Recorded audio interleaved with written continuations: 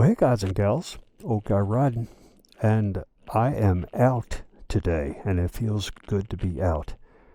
I had a little bit of a mishap on the 10th of February that caused me an injury, a grade 2 hamstring injury, which is a partial tear. I had bruising. It was awful. It really sucked. And what had happened was, I learned a very valuable lesson with this bike. This bike sits higher. The weight is distributed higher up than I'm used to. When I was getting ready to go for a ride on the 10th, bike was all warmed up. I was feeling good. It was supposed to be a nice day, cool but clear. The following day, we were going to get snow. So I thought, well, let's get a ride in. So the bike's all set, all warmed up. I have it outside my back gate. It's facing down the alley, which isn't a steep grade, maybe 2% if that, but a grade nonetheless. I had the handlebars facing to the right. And what I usually do is I use the footpeg. I'll put my left foot on the footpeg and I'll swing my right foot over. I started to do that, and as I'm shifting my weight, I take my hand and I straighten the handlebars.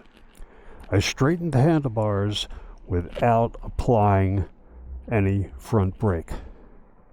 That was my mistake.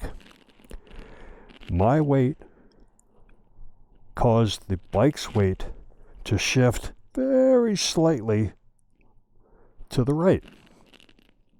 As it did that, without my applying any brake, the bike rolled a little bit forward. When it rolled a little bit forward, side stand disengaged. So the bike starts going over. I start going over. I put my left leg down to stabilize. Didn't happen. The bike was too far gone. My leg couldn't hold that weight, and I felt almost an immediate pain in the back of my leg. So I end up going down. Bike ends up going down. I get the bike back up. I had enough adrenaline going through me to get the bike back up by, turning your back to it, stooping down, and lifting it up using your legs. There was no way I was going to bend forward and get that bike up. It wasn't going to happen. Once I got it up, my leg was just killing me. But I did an assessment, and I found a little scrape here, a little something here, nothing as far as the signals are concerned, a little scrape down here, no plastic had been damaged. It was amazing in my eyes. What did happen though is look at this clutch lever, look at that bend. Now look at that brake lever. See how nice and smooth? It's just a slight curve. You get to this one, and it's like, whoop. And there's damage to the side here. So it bent up my clutch lever quite well. I mean, it still functions. It still has the proper play. But, lesson learned. I have ordered some Evotech folding clutch and brake levers in case this ever happens again. But I can tell you one thing. The situation that caused my injury and this damage, that will never happen again. From now on, I face this bike up the alley. So even if I were to use the footpeg to get on, the shifting of it would just cause it to go back and the side stand would still stabilize the bike. Or I just throw a leg over it. So yeah, that's what happened to me. Today is the 28th. This happened on the 10th.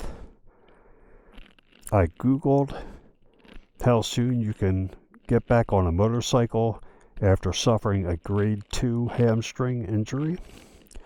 And it was suggested that you wait several weeks. Well, I'm out a little bit sooner. It's supposed to take 6 to 8 weeks to totally heal. It'll probably take me longer because I'm 71 years old. In fact, I'll be 72 in about 2 weeks. But so far so good. I'm stretching it. I'm doing some strength workout for it. It's a lot better than I thought it was going to be a couple weeks ago, I'll tell you that. And the bruising, oh my God. The bruising was all the way maybe 2-3 inches below my knee in the back to maybe halfway up the back of my leg. Deep bruising. But that is starting to clear up as well. So that's why you haven't heard from me for a little bit of time. But we're out today and we're enjoying ourselves.